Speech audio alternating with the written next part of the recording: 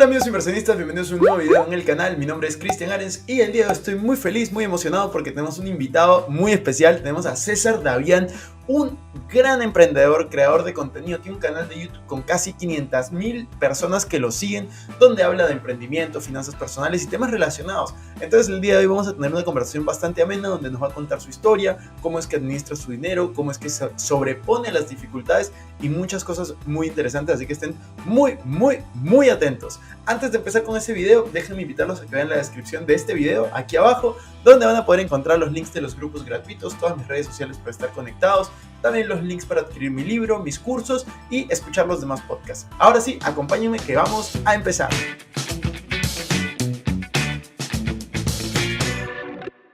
Hola César, ¿cómo estás? Bienvenido a un nuevo episodio de Invertir Joven. Estamos muy felices, muy emocionados por tenerte aquí con nosotros, así que, ¿qué tal? ¿Cómo va todo? Muy bien, muchísimas gracias. Un gusto estar contigo, gracias por la invitación, un verdadero placer y honor por esta invitación, con muchísimo gusto. Qué bueno, César, qué bueno.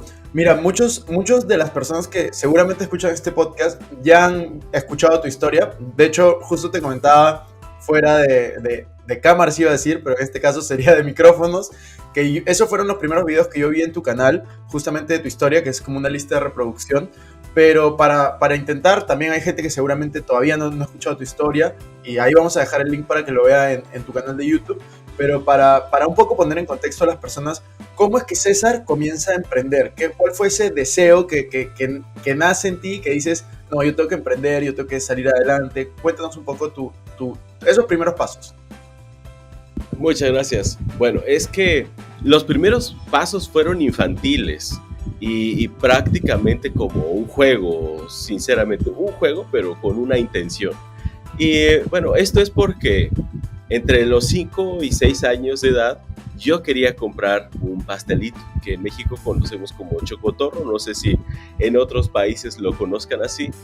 Y después de pedirle dinero a mi mamá, como ella no tenía ni siquiera esa cantidad en ese momento para comprármelo, lo que me ofreció fue, debido a que ella trabajaba en las primeras empresas multinivel, vendiendo cremas y labiales, me entregó un par de labiales que ella tenía dentro de su stock y me dijo, mira, no tengo dinero, pero te doy estos labiales, véndelos con las vecinas y si recibes dinero, con eso te compras tu chocotorro.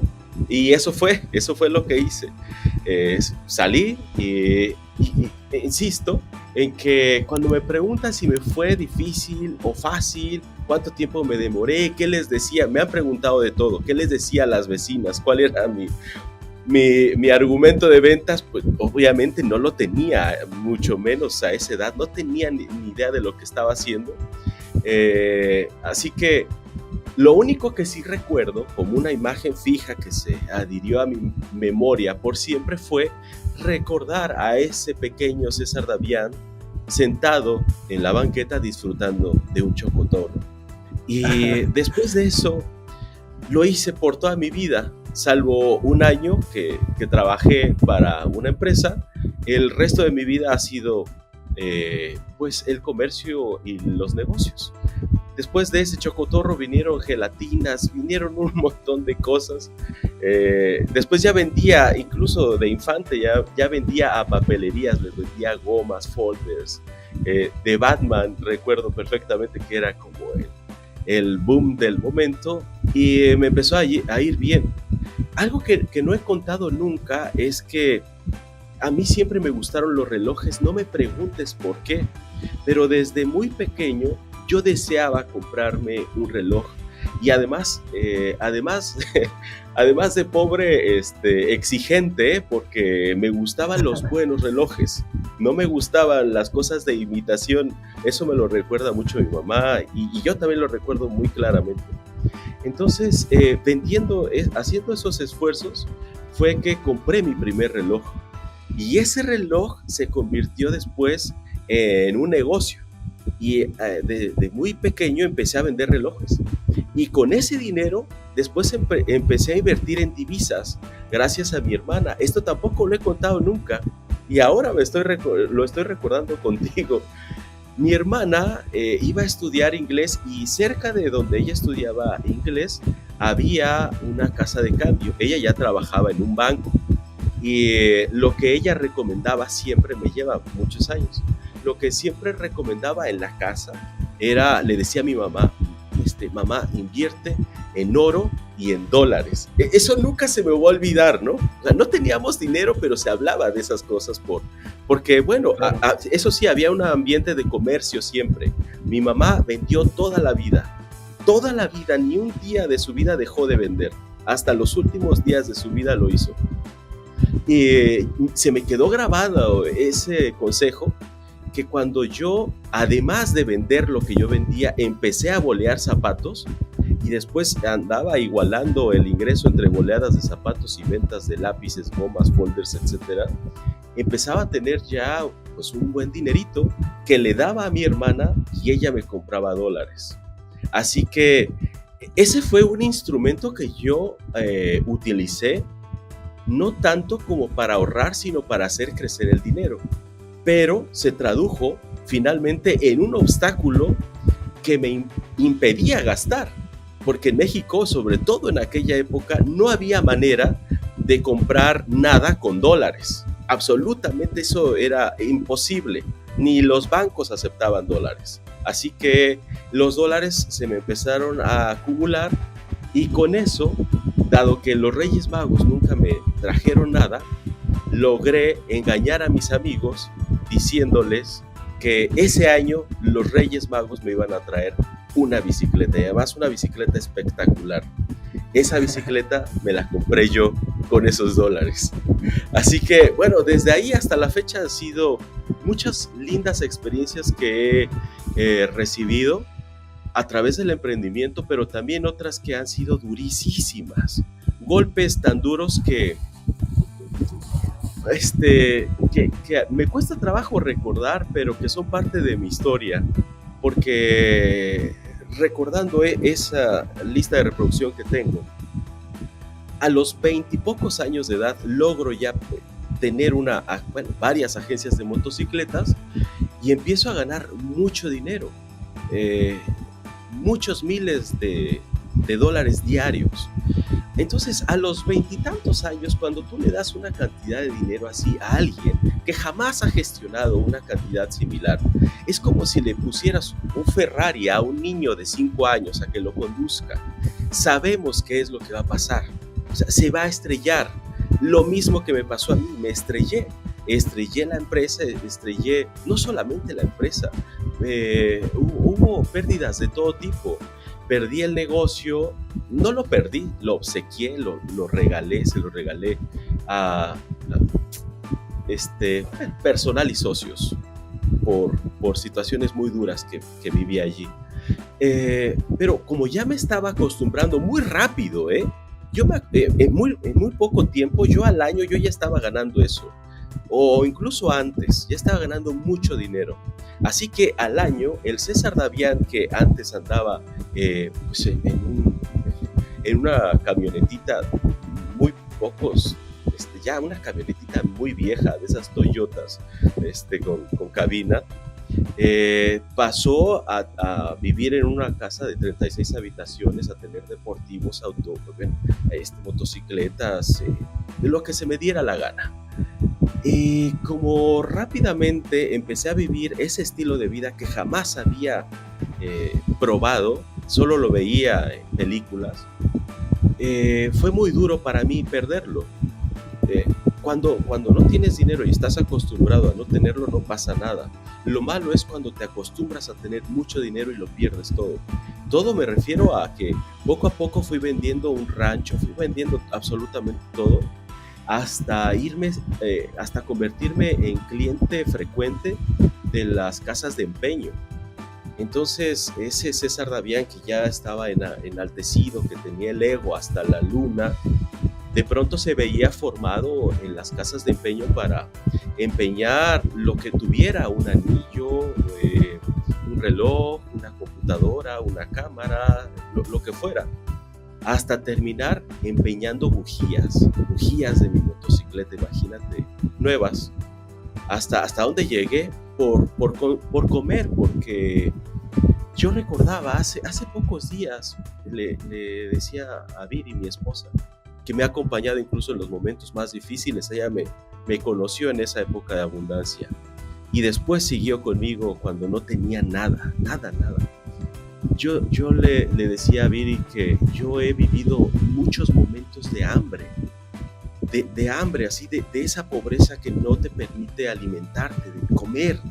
He vivido muchas etapas de ese estilo y esa fue una más, en donde después de ir a restaurantes y pagar cuentas de $2,000 con champán y tener a un tenor cantándote, bueno, después de eso no tener para comer y estar sacudiendo la ropa buscando moneditas para ver si había algo como para comer.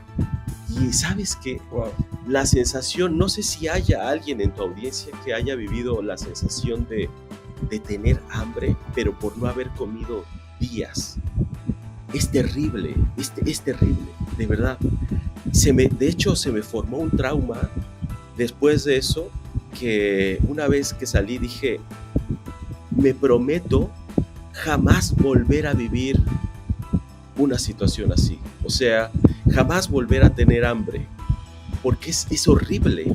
Es una sensación que no te impide pensar en nada más. El estómago te duele, suenan las vísceras, lo único que piensas es en eso, en comer y beber, ¿no? Así que cuando me preguntan, cuando lancé mi simulador de negocios después de esa etapa tan dura, porque otro de mis grandes proyectos ha sido los simuladores de negocios, y eso lo creé en las peores circunstancias que yo jamás haya tenido, con hambre, con deudas. Me escondía atrás de un muro, llegaban los proveedores y yo estuve de pie un día, varias horas detrás de una columna para que no me viera por la ventana mi cobrador. Es terrible. Viví una sensación muy difícil que sí me generó un trauma. Así que platicando con Viri en aquella época, yo le decía, estoy quebrado, pero nunca voy a ser pobre, porque para mí pobre no es el que no tiene dinero, sino el que carece de ideas. Y mi idea era el simulador de negocios. Y construí ese simulador de negocios con esa hambre, pero hambre de verdad. Cuando me dicen, ¿por qué aprendiste el tema de los simuladores de negocios? Yo les digo, por hambre. Y la gente inmediatamente piensa que por ambición, ¿no? No. Yo quería disfrutar una arrachera, un corte. O sea, para mí eso era mi mayor deseo, era lo único que yo anhelaba, volver a comer carne. Ya no como carne, ahora ya soy vegano, pero en aquel entonces, vaya, era parte de mi cultura y de mi forma de vivir, y era un anhelo que quería realizar de nuevo. Pero fíjate, en esas circunstancias tan duras, también, mira, cuando te golpea la vida una vez, soportas y aguantas. La cuestión es cuando los golpes son tan repetidos y con tan poca frecuencia, tan poco tiempo entre un golpe y el otro, que llega a lastimar tanto a la persona que puede dudar incluso de sus capacidades, y eso me pasó a mí. Después de incluso desear graduarme voluntariamente de la vida porque era tan fuerte esto, me dolía vivir cada día, era muy doloroso soportar tantas cosas. Se dice que cuando pierdes tu ingreso, familiares o afectos y tu trabajo, es el combo perfecto para los suicidios. Y ese combo yo lo tenía, porque también con el tema de las agencias, los lazos familiares más estrechos también se rompieron, perdí muchas cosas. Podría decirte que perdí todo, menos lo más importante que tengo en la vida hasta la fecha, que es Viri, mi esposa. Pero todo lo demás estaba devastado. Así que decidí muchas veces renunciar a mi vida. manejaba por carretera y siempre después de cada curva decía, esta curva es la mía. Así que después de ver a Viri un día llorar mucho, dije, decido quedarme. Al quedarme me refiero a este plano, por ti. Le dije, va por ti. Y ahí es en donde surgió en mí el tema de la resiliencia, porque la resiliencia no es un tema en donde te haces fuerte solo a ti mismo. La resiliencia surge cuando piensas hacerlo por alguien más. Por eso en temas de solidaridad y en catástrofes donde las comunidades se unen es donde surge la resiliencia, porque ahí es cuando uno hace algo por alguien más, y ahí decidí quedarme por el amor de mi vida. Y después de eso, y después de estar en esas circunstancias tan terribles, seguí avanzando y desarrollando el simulador de negocios hasta que por fin lo emprendí. Y 3 años después de haberlo iniciado, nuevamente me encontré en una posición de abundancia. Y ese ya fue un negocio que yo construí en función de una idea que tuve mientras no tenía dinero, porque al no tener dinero, yo decía, acostumbrado a emprender de la manera tradicional, estoy hablando de los 2000, principios de siglo. Entonces, la manera tradicional de iniciar un negocio era lo común y era lo que yo conocía. Así que yo estaba acostumbrado a vender cosas, objetos, ítems, ¿no? Así que allí, pobre y sin tener, obviamente, con la reputación tan destruida que tenía, no tenía ningún apoyo ni de inversionistas, ni de crédito, ni de bancos, ni de ningún tipo de financiamiento económico. Así que dije, la única cosa lo único que puedo vender son mis sesos, son mis conocimientos, es mi experiencia. He logrado hacer muchas cosas, sé hacer negocios. Voy a vender eso. Y empecé a vender mis conocimientos a partir de revistas. Primero empecé a escribir para revistas, después para una revista, después para 2, 3, 4, 7. Empecé a escribir mucho para revistas, en las revistas además más importantes de aquella época, siendo yo alguien que jamás había escrito en su vida. Decidí que esa podía ser una alternativa que circunstancialmente se convirtió después en una fuente de ingreso, pero no lo busqué por eso, sino porque William Cohen, a través de un libro, lo recomendaba. Bueno, César, en verdad es muy interesante todo lo que nos estás contando de tu historia, y yo me identifico con muchas partes, sobre todo la primera, ¿no? De que tu mamá te incitaba primero a vender. Mi mamá también ha estado en redes de mercadeo, siempre ha trabajado en ventas. O sea, no se dedicaba nunca a la red, sino trabajaba en ventas, y aparte, para ingresos adicionales, estaba en alguna red de mercadeo, probando esta industria. Nunca vivió de ella. Y también me incitaba bastante a ahorrar en dólares, justo. Y ahí yo comencé a ahorrar. Creo que el primer negocio que yo pude hacer lo hice con $150, que eran los ahorros de toda mi vida a los 16 años. Entonces me identifico mucho con tu historia. Y algo que a mí me gusta mucho... ¿Qué negocio fue?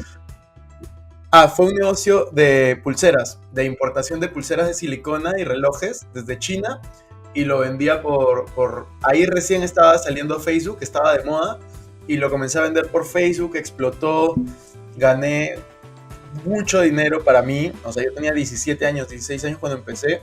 A los 18 me compré mi primer carro con eso, que era el carro que yo quería porque justo lo había visto en Rápidos y Furiosos, que era un Subaru Impreza hatchback. Y fue increíble. Yo conecto mucho con esa historia.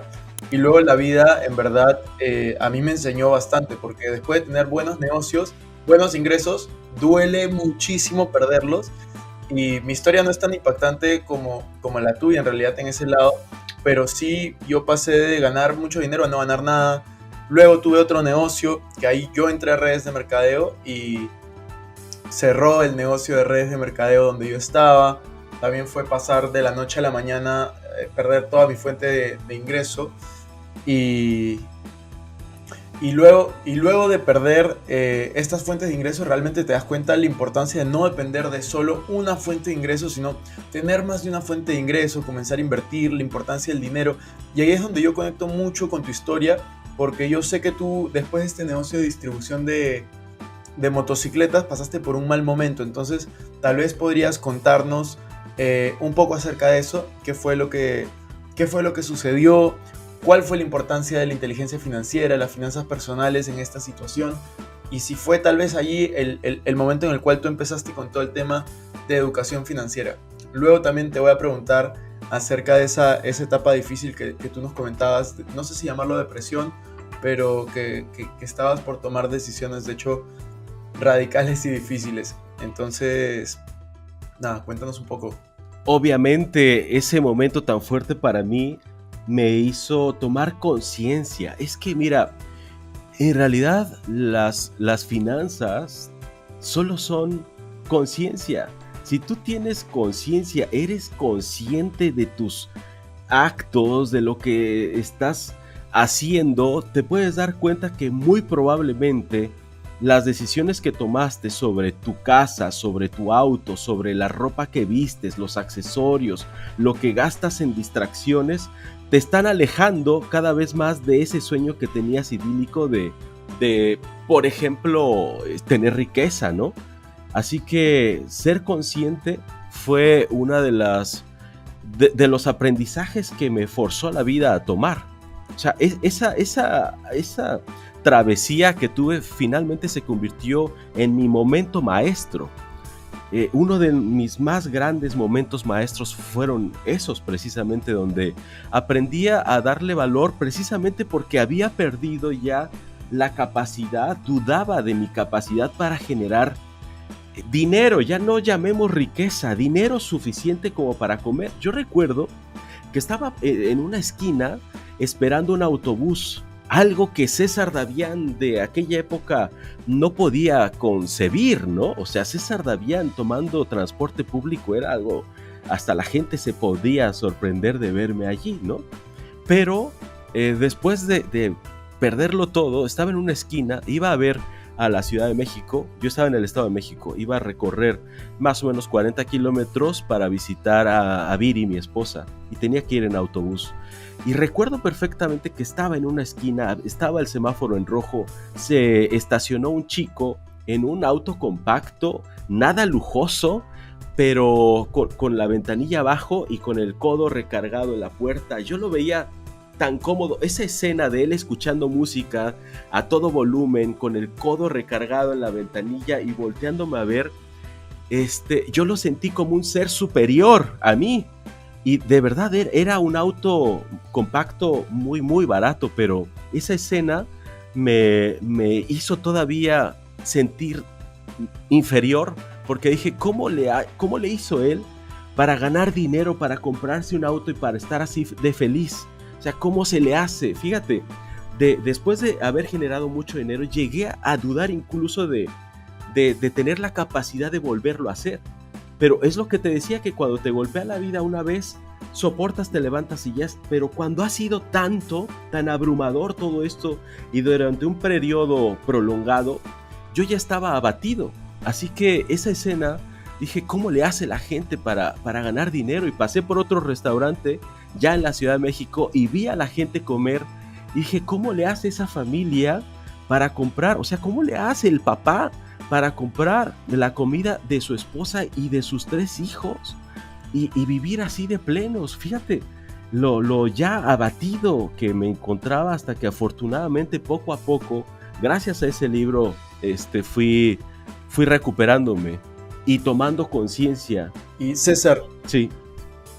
tú de esta situación que tú comentas, yo siento que esa situación la puede pasar muchos y puede reflejarse en mayor o menor gravedad, en mayor o menor sintonía contigo. Yo te preguntaría, ¿qué consejo el César Davián de hoy le daría al César Davián de ese momento? O a una persona, si se te hace difícil dártelo a ti mismo, o a una persona que esté pasando por una situación así de difícil, que cuestione su habilidad para ser feliz, su habilidad para hacer dinero, su habilidad para salir adelante en ese momento. ¿Qué consejo podrías darle a esas personas? Sí, bueno, en realidad cuando uno da un consejo, solo se está hablando a sí mismo en el pasado. Esa es la realidad. Difícilmente podría yo visualizar otra manera de hacerlo. Así que hablándome a mí en el pasado es resistir, pero teniendo una causa elevada. Si no tienes una causa elevada, cualquier cosa te puede derribar nuevamente. Afortunadamente la causa más elevada que tuve estaba a mi lado. Así que tener una causa elevada, que puede ser tus hijos, puede ser tu pareja, cualquiera que sea esa causa elevada, sosténla firmemente y adherida a todo tu ser, no solamente a tu cabeza, a todo tu ser, y resiste y continúa. Porque la vida no es dura siempre. Lo que sucede es que no sabemos cuánto tiempo va a durar cada periodo oscuro, no sabemos. Puede ser que sea breve y transitorio y ya está. Fue una transición de disolución que apenas se notó el rompimiento entre un momento y otro, pero a veces es una transición en un bloque negro largo. Cuando estés en esos bloques negros largos, solamente recuerda que es que de verdad, esta es sabiduría popular, pero es así. La noche no dura toda la vida, ¿no? Es transitoria. Lo único que necesitas es sobrevivir como lo hace la gran mayoría cuando está ante dificultades severas, día tras día, solo por hoy. Hoy haz todo lo que tengas que hacer hoy y concéntrate solo en lo único que tenemos, que es el ahora y mañana. O sea, y toma fuerzas, descansa, duerme mucho. Si puedes alimentarte, aliméntate, y bien de preferencia, porque el cuerpo también desgastado no te puede ayudar a la mente. Un cuerpo desgastado, abatido, con hambre, débil, no te ayuda en nada. Así que si tienes la posibilidad, procura primero restablecer tu cuerpo. Te va a ayudar a restablecer tu mente y dale para adelante afianzado a una causa elevada. De todas maneras, yo creo que hemos hablado de distintas cosas el día de hoy, de tu historia como emprendedor, luego justamente el tema de la resiliencia, cómo salir adelante. Hemos hablado también brevemente de las finanzas personales, pero algo que siento que nos falta un poco es entrar al momento actual, ¿no? Hoy en día tú eres uno de los creadores de contenido más grande dentro de emprendimiento, en español, finanzas personales, negocios en general. Entonces, si tú tuvieras que darle un consejo a una persona que quiere empezar a emprender, porque yo creo que el principal expertise que tú tienes es justamente que emprendes desde muy joven y tienes muchos años tanto de éxitos como de fracasos, que yo creo que los dos te dan muy buenas experiencias. ¿Qué consejos le podrías dar a una persona que quiere empezar a emprender? Tal vez tiene un trabajo, tal vez estudiando y quiere empezar. ¿Qué le podrías decir? Ok, bueno, ahí hay distintos contextos, depende del contexto. Vamos a hablar de dos nada más. Si tú tienes actualmente un empleo y deseas emprender, yo te sugiero que lo hagas de manera paralela. Continúa con tu empleo y solo por esto. Casi nadie ve al empleo como una alternativa de financiamiento, pero lo es. El empleo te permite a ti como empleado financiarte, autofinanciar tus propios proyectos sin la necesidad de repartir pues, parte de tu empresa ante inversionistas que no sabes si realmente se van a adherir a tu causa, ¿no? Entonces, el empleo es una alternativa de financiamiento que es viable y que no tiene que dar vergüenza. Eso me ha pasado muchas veces, que algunos consideran que ser empleado es negativo y no es así. Mientras yo trabajé, aunque fue breve mi estancia en una dirección de mercadotecnia, aprendí muchísimo. Te pagan por aprender casi siempre cuando estás en un empleo, así que si te pagan por aprender, sobre todo en una empresa importante, acéptalo. Pero no veas al empleo como algo permanente. O sea, te debe de quemar los pies todos los días estar ahí para que en algún momento decidas salir. Y la mejor manera de provocar ese ardor en tus plantas es emprender de manera paralela. Una vez que tú tengas tu empleo, allí mismo el primer día comienza a emprender para que llega un momento en el que una vez igualados los ingresos entre empleo y negocio, puedas renunciar a alguno. Y en este caso va a ser el empleo. Ese es un contexto. Tampoco es que sea la verdad absoluta. Hay quien renuncia y que se aventura y vive las que yo. O sea, se las ve negras un buen rato y sale adelante. También, si tienes si tienes las ganas de hacerlo muy intensamente, también se puede, ¿no? Uno decide si se la quiere llevar más tranquila o súper intensa. Sabiendo que cuando uno habla de intensidad y cuando uno habla de pérdidas de dinero, ingresos, negocios, problemas con inversionistas, deudas bancarias, deudas con socios, bueno, es algo que te aseguro nadie voluntariamente quiere vivir. Pero si te tocó, bueno, enfrentarla con fuerza, sabiendo que eso fue lo que decidiste. Y por otro lado, si se trata de emprender, hoy la manera de emprender es muy diferente a la que se emprendía tan solo hace 2 años. Ha cambiado radicalmente la manera de iniciar un negocio y mi consejo sería: inicia un negocio de manera digital, o por lo menos que contenga un 60% de elementos digitales, de componentes digitales, para que pueda salir adelante. Esa sería mi recomendación. Claro que dentro de este tip Genial. Soltado así al aire hace falta mucha información. Decir emprende digital es quedarme muy, muy, muy corto, pero ya cada uno puede investigar por su cuenta cómo es que podemos hacerlo dentro de las centenares de alternativas que tenemos para iniciar digitalmente. Sí, yo creo que antes, hace unos 5, 6, 10 años, la gente veía esto de ganar dinero por internet como algo utópico, súper difícil, y creo que hoy está mucho más normalizado. Creo que todos conocemos a alguien que vive por ingresos por internet, más allá de su youtuber favorito, podcaster, lo que sea. Yo creo que conocemos gente que vive de esto y es increíble porque el mundo está avanzando a pasos agigantados, y yo siempre digo, ¿no? Si tienes un celular inteligente, más vale que sea inteligente porque también te ayuda a hacer dinero o a mantenerlo, ya sea ahorrando, invirtiendo, que es solo diversión y entretenimiento.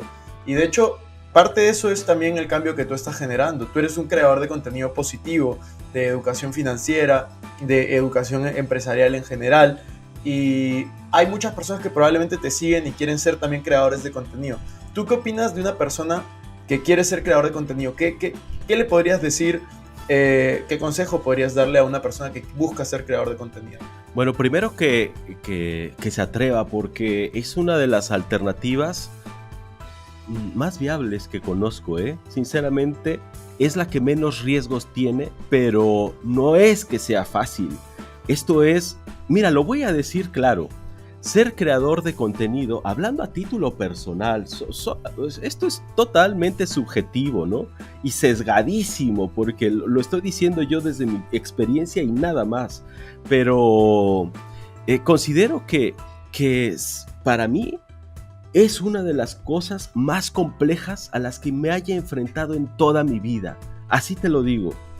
Contra todo lo que he emprendido, ser creador de contenido para mí ha sido el desafío más importante al que me he enfrentado, pero que también más satisfacciones me ha dado y también menos problemas de ese tipo. O sea, afortunadamente, desde que me fui por este lado, jamás volví a tener hambre. Todo lo contrario. Me tardé 30 años para encontrar este camino que me permite hoy vivir la vida que siempre soñé, voltear y ver un paraíso y vivir en él, salvo los 40 grados a los que me enfrento todos los días, pero que se sobrellevan si se vive adecuadamente. Así que primero es que se atrevan, que tomen la decisión. Sabes que nos da mucho miedo enfrentarnos al público, pero es que es así. El segundo miedo más importante que tiene el ser humano después de la muerte es enfrentarnos a un público. Así que es totalmente comprensible. Dentro de los cursos que yo doy, te voy a decir sinceramente, el 80% de quien los toma, que aparentemente ya decidió ser creador de contenido, se frena y no lo hace. Bueno, por dos enemigos que menciono frecuentemente: el miedo y la vergüenza. Nos da miedo y nos da vergüenza. una vez vencido esto, que además afortunadamente para crear contenido no te tienes que aventar venciendo absolutamente todos tus miedos. Puedes ir paulatinamente creando contenido donde te parezca más placentero, donde por lo menos al principio puedas controlar un poco más. Es decir, si de plano no quieres mostrarte frente a la cámara, crear contenido lo puedes hacer a través de un podcast, por ejemplo. Entonces, ¿de podcast? Sí, puede ser desde podcast. También puede ser YouTube con videos de storyblogs, por ejemplo, ¿no? O sea, hay muchos canales de YouTube animados, que no se muestran, jamás salen a cuadro, pero que tienen millones de vistas y les va increíblemente bien. También se puede. Ahora, la segunda pregunta que tendríamos que formularnos es, si decides hacerlo en el anonimato, en realidad lo que estás decidiendo es no tener una marca personal. Y esa es otra disyuntiva entre crear solamente un negocio o desarrollar una marca personal. Y yo siempre recomiendo enfrentarnos al público y desarrollar la marca personal, que se va a establecer en mayor medida y con mayor engagement cuando uno da la cara. Porque te conocen, porque te ven, porque se puede establecer ese vínculo de confianza entre audiencia y tú. Pero si no te muestras, difícilmente se puede lograr eso y solamente vas a tener vistas y solamente estarás generando revenue a través de las vistas, pero no estás creando ni una personal y mucho menos una comunidad en torno a ti. Así que bueno, esa sería la segunda disyuntiva que yo recomiendo. Que inicies cómodamente, tampoco quiero que sea esto terapia de shock. Puedes iniciar cómodamente y después, claro, de manera paulatina y progresiva, puedes ir migrando a Instagram, a Facebook Lives, a TikTok, que es sensacional. Y que por cierto te vi en TikTok, felicidades, estás creciendo durísimo allá. Gracias. Bueno, excelente. Voy a seguir tus pasos, por cierto. Para TikTok quiero también meterle ahí candela. Bueno, y ya está. Esa sería así lo más breve que podría compartir, porque en cuestión de recomendaciones para marca personal, negocios digitales, podríamos demorarnos muchísimo, pero con eso espero ayudar. No, de todas maneras, César, y en realidad creo que el podcast se nos va a quedar un poco corto. Voy a ir a la última pregunta, pero hay muchas cosas que todavía me gustaría conversar. Vamos a ir a la última para ir terminando, y por ahí, si hay acogida, la gente le gusta este episodio, lo comparte, nos etiqueta, pues quién sabe, sacamos por ahí otro. Entonces, la última pregunta es: ¿cómo es que César Davián administra e invierte su dinero? Ok, bueno, en cuestión de administración, aquí estamos hablando de gestionar. Mira, la gran mayoría de las personas estamos, lo voy a decir como es, estamos adiestrados a gestionar la escasez. Porque en la escasez somos muy buenos administradores. Cuando tienes muy poco dinero, gestionas la escasez de una manera impresionante y eres el mejor administrador. Cuando se te está acabando la pasta de dientes, el papel de baño, el dinero de la quincena o tu ingreso, eres el mejor administrador. Sabemos hacerlo bien en la escasez. Lo importante es hacerlo bien en la abundancia. Y poco a poco tenemos que aprender a gestionar abundancia, y eso solo se logra, obviamente, permitiendo que la riqueza se acumule. ¿Y cómo logro yo eso? ¿Y cómo logré vencer al ego y lograr no quemar el dinero mientras llegaba en mis manos? Pues elegí un camino que se centra en el esencialismo, en donde lo que tengo es esencial para mi vida y nada más, y no me importan las posesiones materiales. Logré, después de muchos años, lograr que las posesiones materiales no me absorban a mí, porque como dicen en el Club de la Pelea, que recomiendo que vean esa película, dice que las cosas son quienes terminan poseyendo al que las tiene, y muchas veces es así. Mientras más autos tienes, más tiempo les dedicas. Mientras más cosas tienes en tu casa, más tiempo le dedicas a limpiarlas, a cuidarlas, a protegerlas, a custodiarlas, a poner cámaras de seguridad, a poner guaruras, a poner guardias de seguridad en la entrada. En fin, o sea, es costoso llevar una vida aparente. Y cuando nos centramos en lo esencial, es tener lo que aporta a tu vida y no solamente tener por tener. Obviamente el esencialismo y el minimalismo van muy de la mano, así que hoy día tengo muy pocas cosas, muy pocas cosas. Y lo que tengo es esencial y nada es demasiado costoso. Y tú inviertes, por ejemplo, en bolsa, en inmuebles, o tu portafolio lo tienes en una cuenta de ahorros. Sí, bueno, tengo distintas inversiones. Una de ellas que es muy importante para mí es el ahorro para el retiro a través del interés compuesto, que es una fórmula que casi nadie utiliza porque estamos acostumbrados a renunciar a la recompensa a posteriori. Queremos siempre la recompensa inmediata. Entonces, uno de los instrumentos que más me ocupa es el retiro, para tener una vejez digna. Y por otro lado, me gustan los fondos gubernamentales, solo que ahora por la crisis en la que estamos los retiré y estoy ingresando a algo que no me encantaba antes, pero que poco a poco le he ido tomando gusto, y ya llevo más o menos 1 año y medio, un poquito más, invirtiendo en tierra. Así que, bueno, en tierra, pero en lugares turísticos. Estoy invirtiendo allí, me está gustando mucho. Y ayer, precisamente, esta es primicia, ni siquiera en mi canal lo saben, se publica mañana. Pero ya mañana empiezo a publicar porque estoy haciendo un pequeño desarrollo. Y mira, sin querer, ¿no?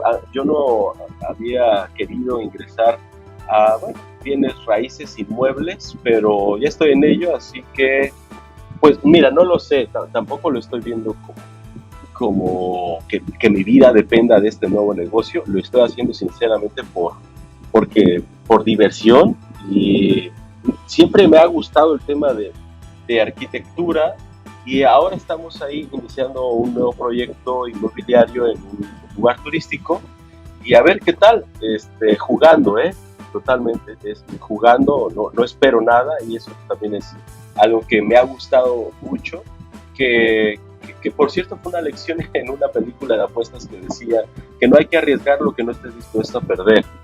Así que, bueno, no es que tenga un pensamiento fatalista, sino que realmente, como las expectativas altas son las primas de la frustración, pues no tengo expectativas, simplemente estoy invirtiendo allí, pasándola bien, pero además, tan solo por ser tierra, la tierra, y en este lugar específicamente sí se está devaluando mucho más que CETES gubernamentales y cualquier otro instrumento de inversión bursátil o financiero. Me ha estado gustando, estoy ahí metidísimo, más, bueno, mis negocios tradicionales, no tradicionales, digitales, pero en los que ya llevo algún tiempo.